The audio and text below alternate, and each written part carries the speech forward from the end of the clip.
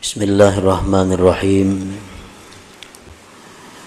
Alhamdulillahilladzi amarana bit-taslimi war-ridha wa nahana 'anil i'tiradi wasyaqwa ila ghairihi ta'ala. Asyhadu an la ilaha illallah wahdahu la syarika lahu jalla wa ala.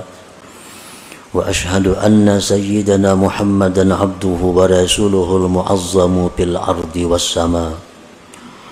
Allahumma salli wa sallim wa barik ala sayyidina wa maulana Muhammad al-mawsuf bis-safa wal wafa wa ala alihi wa ashabihi wa zurriyyatihi wa man iqtafa, amma ba'du. Yang kita hormati dan kita cintai para habaib dan para alim ulama,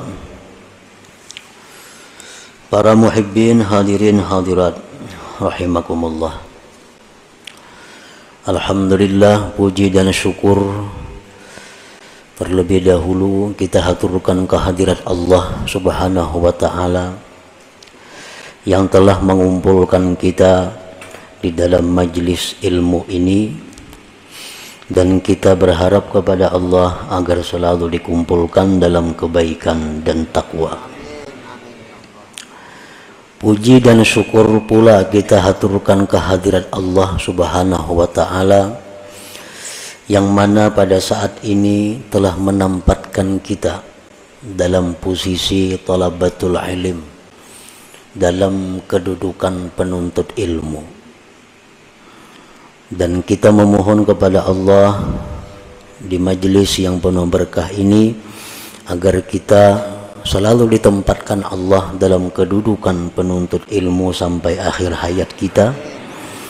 Dan yang lebih penting dari itu, kita minta kepada Allah agar bisa mengamalkan ilmu yang diberikan Allah Subhanahu wa ta'ala kepada kita ini.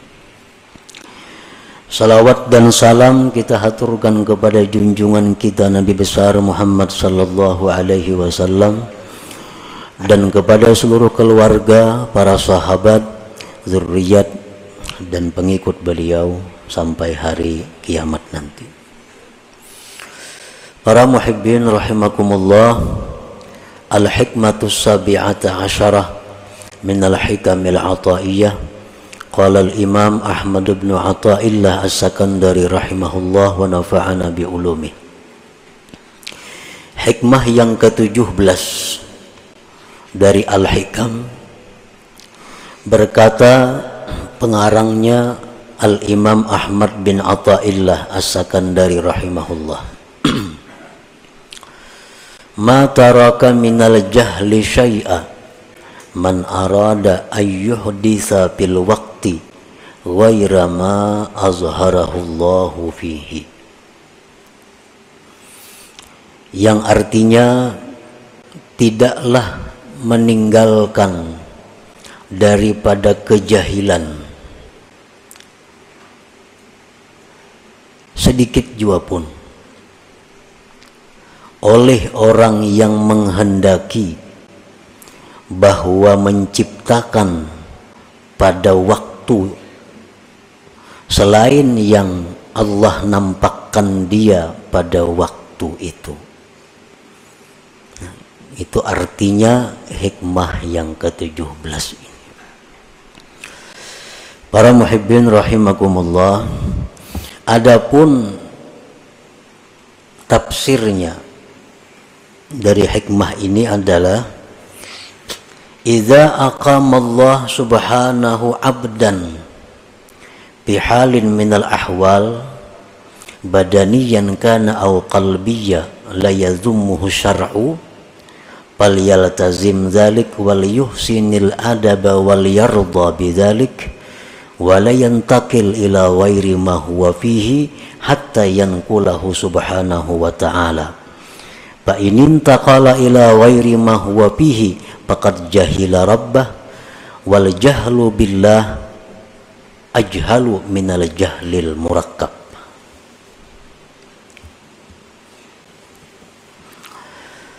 Apabila Allah Subhanahu wa ta'ala menempatkan seorang hambanya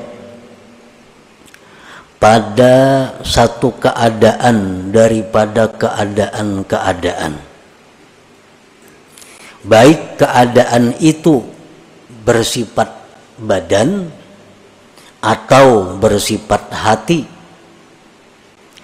yang mana keadaan itu tidak dicela oleh syara, tidak dicela oleh agama, maka hendaklah dia melazimi keadaan itu dan baiklah adab kepada Allah, dan hendaklah ridha kepada Allah dengan demikian tadi, dan tidak berpindah kepada selain sesuatu yang adalah dia pada sesuatu itu, sehingga Allah yang memindahkannya. Apabila dia berpindah kepada selain sesuatu yang adalah dia pada sesuatu itu, maka berarti dia jahil dengan Tuhannya. Jahil dengan Allah itu lebih jahil daripada jahil murakkab. Nah, itu salah satu di antara sekian banyak tafsir uraian daripada hikmah yang ke-17 ini.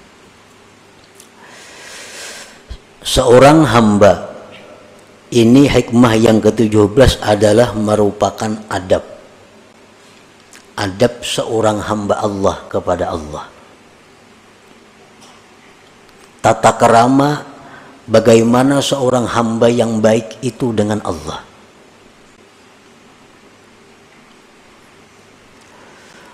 Apabila Allah menempatkan kita di dalam satu keadaan,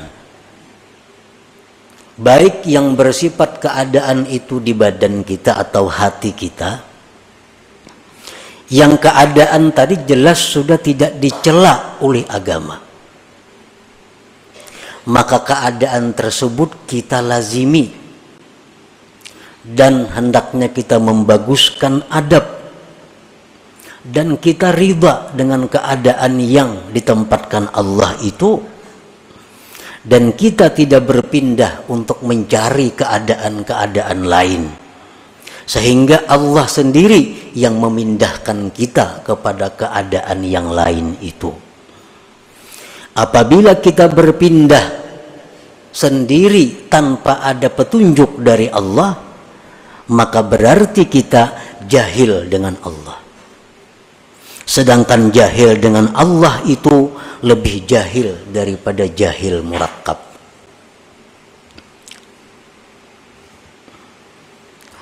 Jahil itu ada yang disebut jahil basit.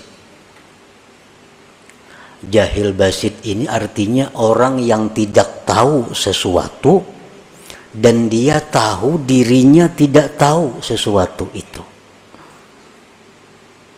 Contohnya, ujar orang, ikam tahulah nangaran sepeda motor itu. Tahulah ikam nangaran sepeda motor. Ujarnya kada tahu. Ujarnya kada tahu. Ini ngarannya jahil basir. Orang yang kada tahu dan dia tahu bahwa dia kada tahu. Tahulah sepeda motor, kada tahu, habis sudah kisahnya. Ini jahil yang paling inting. Dan kadang-kadang jahil seperti ini dalam beberapa hal terpuji. Jahil yang kedua adalah jahil murakkab. Orang ini tidak tahu dan dia tidak tahu dirinya tidak tahu. Ini berat jahilnya. Kada tahu lawan sesuatu dan inya kada tahu bahwa dirinya itu kada tahu. Ujar orang, ikam tahulah sepeda motor. Tahu ay. Mananya? Tuh, menunjuk ke kambing. Menunjuk ke kambing. Berarti orang ini jahilnya double. Lawan kambing kada tahu, lawan sepeda motor kada tahu, lawan dirinya jahil kada tahu. Nah, ini ngarannya jahil murakkab. Yang lebih jahil dari jahil murakkab ini ada lagi. Orang yang jahil dengan Allah. Orang yang tidak tahu bahwa Allah yang menciptakan dia. Orang yang tidak tahu bahwa Allah yang mengatur seluruh yang ada ini. Orang yang tidak tahu bahwa Allah yang menghendaki segala yang telah terjadi dan akan terjadi. Dia tidak tahu bahwa Allah yang memberi rezeki kepada dia. Dia tidak tahu bahwa Allah yang menghidupkan dia. Dia tidak tahu bahwa Allah yang mematikan dia. Nah, jahil terhadap Allah ini lebih jahil daripada jahil murakkab tadi.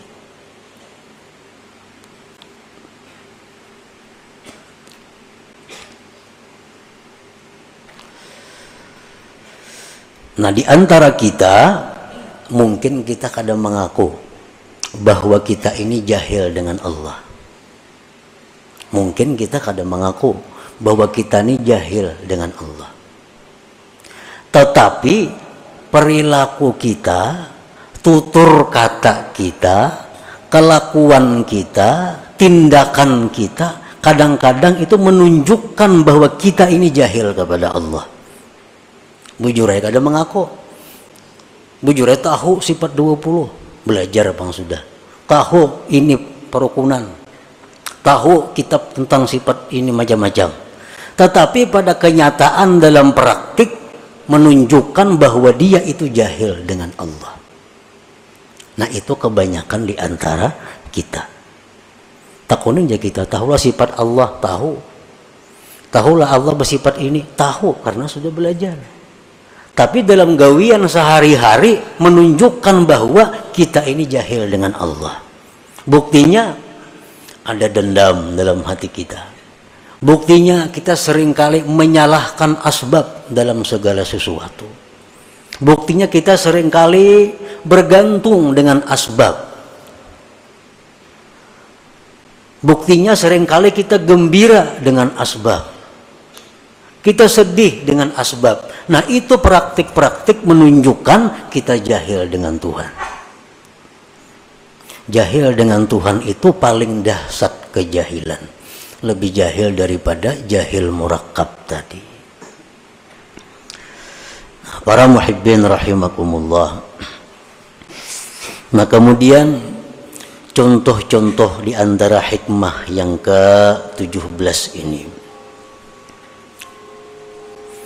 Bagaimana adab kita yang sebenarnya kepada Allah dalam hal keadaan-keadaan yang kita tempati. Idza aqamallahu 'abdan fi talabil 'ilm tilmidan kana aw syaikha wa kafahu min amri dunyahu faltazim dzalik wal yuhsinil adab ma'allah wal yarda bidzalik wa la yantakil ila ghairi ma huwa fihi hatta yanqulahu Allah subhanahu. Apabila Allah menampatkan hamba pada menuntut ilmu, baik murid atau guru, guru dan murid itu sama-sama masuk dalam penuntut ilmu. Misalnya kita berwakaf ini untuk penuntut ilmu, murid masuk di situ, guru masuk. Nah, Allah Subhanahu wa ta'ala bila menempatkan kita dalam menuntut ilmu, gawian kita nih belajar aja. Ada yang saya punya gawiannya mengajar aja. Dan Allah cukupkan daripadanya perkara-perkara dunia. Allah cukupkan. Makannya cukup, pakainya cukup, membiayai keluarga cukup. Dari mana jalannya Allah mendatangkan kita kada tahu. Pokoknya cukup. Nah, ini orang ngarannya ditempatkan Allah dalam posisi menuntut ilmu.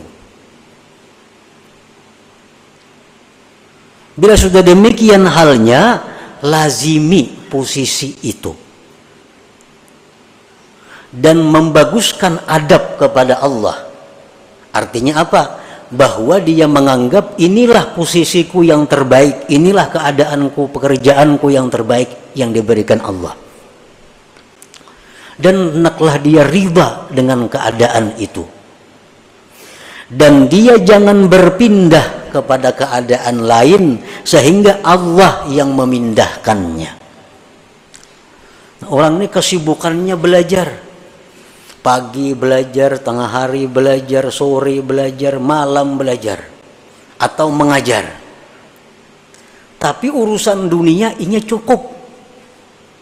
Berarti inya ini ditempatkan Allah sebagai penuntut ilmu. Jangan tinggalkan posisi itu kecuali Allah yang memindahkan.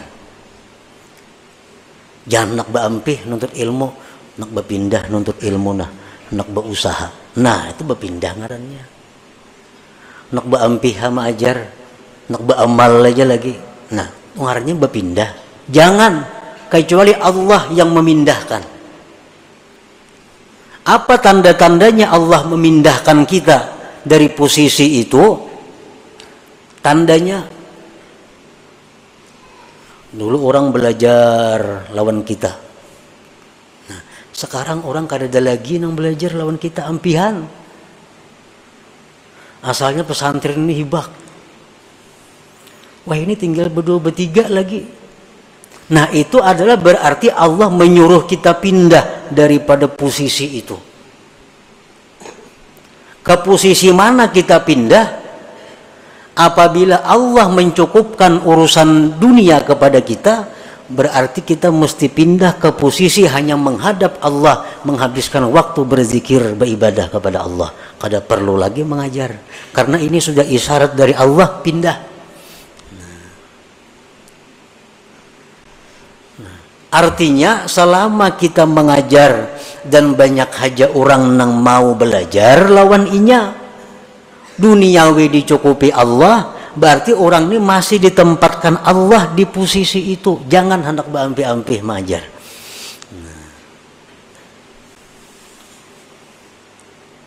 Orang hendak belajar lawan inya masih banyak, urusan dunia dicukupi Allah aja, berarti Allah masih merestui kita di posisi itu. Jangan pindah. Jangan hendak dalam kamar aja bakurung bakhalwat, jangan. Karena Allah masih menghendaki kita di posisi itu.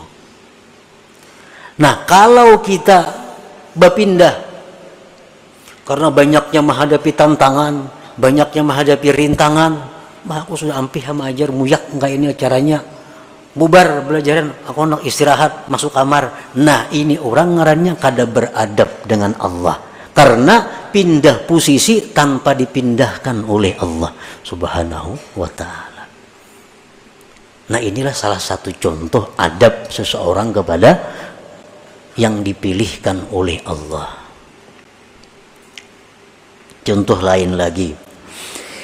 Wa idza aqama Allahu 'abdan fi tijaratin aw sun'atin ma'as salamah fi dinihi wal muhafazah ala awradihi wal kifayah ala mu'nati man talzamuhu mu'natuhu falyaltazim dzalik wal yuhsinil adab ma'allah wal yarda bidzalik wa la yantakil ila ghairi ma huwa fihi hatta yanqulahu Allah subhanahu. Apabila Allah menempatkan seseorang hamba dalam perdagangan atau pekerjaan lain, kita ditempatkan Allah jadi pedagang atau pengusaha lainnya. Dalam berdagang itu, bekerja itu, agama kita ini selamat. Agama selamat. Artinya usaha-usaha kita ini tidak melanggar hukum Allah. Kan kadang-kadang ada usaha tuh nang bila kada melanggar hukum Tuhan kada dapat. Bila orang kada menyuguk kada dapat gawian. Nah, itu ada usaha. Ini sudah jelas Allah kada menempatkan di situ. Nah, usahanya ini dalam menjalankan usaha itu agamanya selamat. Nang haram-haram kada digawinya, kawah aja, maju aja usahanya. Yang wajib-wajib kada ditinggalakannya, maju aja usahanya.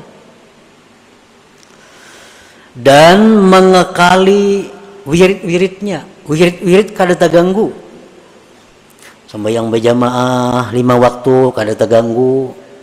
Membaca Quran hari-hari sekian juz kada terganggu. Salawat sekian kada terganggu. Zikir kada terganggu. Ke majelis taklim kada terganggu. Dan usaha tadi mencukupi menghidupi keluarganya. Nah, berarti orang ini ditempatkan Allah pada posisi berdagang atau bekerja. Usaha untungnya cukup membiayai hidup sekeluargaan. Dalam menjalankan usaha itunya kada ada berdusta. Payu aja kada berdusta, kada menyuguk, nang wajib tak kerjaakan, sembahyang berjamaah terlaksana, menuntut ilmu kawa, wirid-wirid tak baca. Berarti dia ditempatkan Allah di situ. Jangan hendak pindah. Jangan hendak pindah kecuali Allah yang memindah. Apa tandanya Allah memindah? Apabila antara lain dalam menjalankan usaha itu sudah kada kau menghindari nang haram. Nah, usaha aku ini bila kada menggawi nang haram kada jalan. Ya tadi bila kada nyuguk kada dapat duit. Adalah gawian nang kaya itu banyak. 10% kan kepala ini, 10%, 2% kan kepala ini, kepala dinas ini. Bila kada kaya itu kada dapat gawian. Nah, ini menunjukkan usaha ini tidak diridhai Allah. Nah, kalau demikian halnya dia wajib pindah usaha lain. Nah, itu alamat artinya Allah menyuruh pindah. Nah, cari pekerjaan-pekerjaan lain.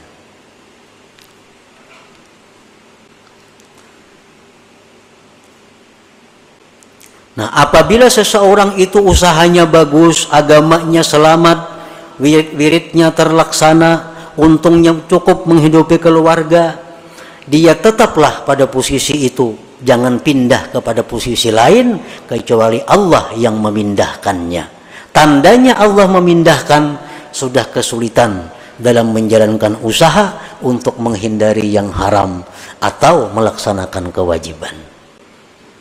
Nah, berusaha ini mengaji kada tak kaji lagi, wirid banyak kada tak bacai lagi, hendak kada ka itu kada dapat duit. Nah, berarti usaha ini sudah disuruh Tuhan tinggalkan, cari usaha lain, cari usaha lain. Nah, itu adabnya kepada Allah bagi orang-orang yang ditempatkan Allah dalam posisi usaha. Wa idza aqama Allahu 'abdan fi hukumatin ma'as salama fi dinihi wal muhafazah 'ala awradihi wal kifayah 'ala mu'nati man talzamuhu mu'natuh falyaltazim dzalik wal yuhsinil adab ma'allah wal yarda bidzalik wa la yantakil ila ghairi ma huwa fihi hatta yanqulahu Allah subhanahu. Apabila Allah subhanahu wa ta'ala menempatkan seseorang ini dalam pemerintahan, ini ditetapkan Allah dalam pemerintahan, jadi pegawai, baik itu pejabat apa ngarannya, dalam pegawai itu, dalam menjalankan tugas itu dia bisa menyelamatkan agamanya. Bujur aja jadi kepala ini, kepala depak umpamanya, kepala PO. Tapi inya urusan agamanya selamat. Kada mengambil duit orang, membagi gawian dengan jujur. Pokoknya nang haram-haram itunya bisa menghindari. Kapangajian tetap kawa turun, wirid-wiridnya terbaca. Gajinya cukup menghidupi keluarga. Berarti orang ini sudah ditempatkan Allah, direstui Allah di posisi itu. Jangan hendak mundur dari jabatan itu kecuali Allah yang memundurkan. Tandanya Allah memundurkan apa? Aku jadi kepala ini kada kawa, kada korupsi. Kenapa kada korupsi? Busku menyuruh korupsi. Hendak kada ku intain ini kayak pemberiin yang di atas. Nah, kada kawa. Maka yang di atasnya kadang-kadang hendak ke Jakarta, minta duit. Mana duitnya? Bila kadang maintai orang. Hendak ke anu. Nah, bila sudah ini terjadi, berarti ini gawian sudah tidak diridai Allah, pindah dari situ. Kalau hendak selamat, hendak sakit, tarusakan ada apa-apa juga bang. Ini hendak kisah, hendak selamat nih. Pindah dari posisi itu. Cari jabatan-jabatan yang aman. Banyak kayak jabatan yang aman. Yang kada berurusan lawan hal-hal itu. Paman sekolah, aman jabatan. Bisukan buka kunci sekolahan sekue istirahat, pindah cari posisi yang aman. Nah itulah yang dimaksud oleh hikmah yang ke-17 ini. Nah sekarang kita ukur gawian kita, pekerjaan kita yang ada nih, apakah direstui Allah atau kada? Apakah disuruh Allah pindah atau kada dari pekerjaan sekarang? Ukurannya, apakah agama kita selamat dalam pekerjaan ini? Apakah kita bisa menjaga wirid-wirid kita? Bila bisa, berarti pekerjaan ini diridai Allah. Dan Allah menempatkan kita pada posisi itu. Jangan berpindah-pindah dari situ. Kecuali karena Allah yang memindahkan kita.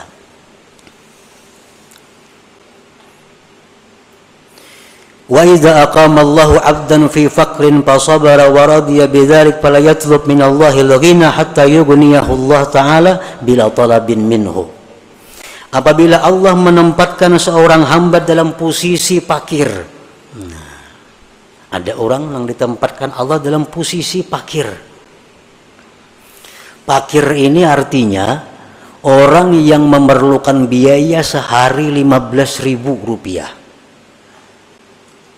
Tapi yang ia dapatkan hanya 6.000 atau kurang lebih itu. Ini fakir. Inya perlu sehari ini menghidupi keluarganya 20.000. Usaha yang didapatnya hanya 7.000. Nah ini fakir. Apabila Allah menempatkan seseorang hamba dalam posisi fakir, tapi inya sabar. Inya ridha aja, kada jadi pikiran. Beramal lancar, nuntut ilmu lancar, padahal duit sakit. Nah, fala yatlub minallahi al-ghina, jangan hendak minta kaya kepada Allah. Jangan hendak minta luas rezeki kepada Allah, sehingga Allah nantinya sendiri yang mengayakan dia tanpa permintaan daripada dia. Tunggu aja, hadangi aja. Bila kada sugih di dunia, di akhirat kena sugihnya. Nah itu contoh orang yang beradab dengan Allah Subhanahu wa ta'ala. Nah ini contoh-contoh yang bersangkutan dengan badan. Wa idza aqama Allahu 'abdan fi hali qabdin fala yatlub minallahi al-basta hatta yanqulahu Allah ila halil basti. Apabila Allah Subhanahu wa ta'ala menempatkan seorang hamba pada keadaan sedih. Nah kadang-kadang bisa datang dalam hati kita ini keadaan kacau. Padahal kada ada sebab apa-apa. Kita kada kekurangan apa, kita kada kehilangan apa, tapi kadang-kadang datang dalam hati kita ada perasaan-perasaan yang sedih, risau. Dalam istilah tasawuf disebut kabat ngarannya.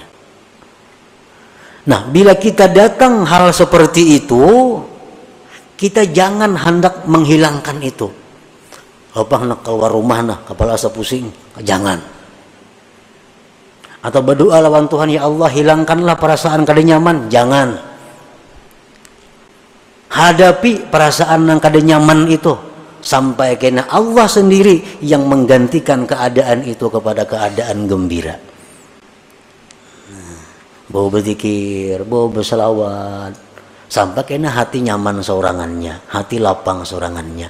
Nah ini contoh keadaan hati orang yang beradab kepada Allah Subhanahu wa ta'ala. Man arafa rabbahu ahabbah, wa man ahabbahu radiya bihukmillah wa ikhtiyarihi lahu. Barang siapa yang mengenal Allah, dia pasti mencintai kepada Allah, pasti mencintai kepada Allah. Asal bujur-bujur kita ini tahu tentang Allah, kita pasti katuju lawan Tuhan itu. Bila mana sudah kita cinta kepada Allah, kita pasti akan riba dan senang dengan apa yang dipilihkan Allah untuk kita. Kita pasti akan senang dengan apa yang diberikan Allah kepada kita. Nah itulah para muhibbin rahimakumullah, sedikit tentang pembahasan hikmah yang ke-17 ini. Mudah-mudahan kita diberi Allah hidayah, taufik untuk bisa mengamalkan ilmu-ilmu yang diberikan Allah Subhanahu wa ta'ala kepada kita ini. Ila hadratin Nabi sallallahu alaihi wasallam. Al-Fatihah. A'udzu billahi minasyaitonir rajim. Bismillahirrahmanirrahim. Iyyaka na'budu wa iyyaka nasta'in. Ihdinas siratal mustaqim. Shiratal ladzina an'amta 'alaihim. Ya Allah biha, ya Allah biha, ya Allah bi husnil khatimah. Ya Allah biha, ya Allah biha, ya Allah bi husnil khatimah. Ya Allah biha, ya Allah biha, ya Allah bi husnil khatimah. فيا أيها الرجل منه شفاعة صلوا عليه وسلموا تسليما. اللهم صل وسلم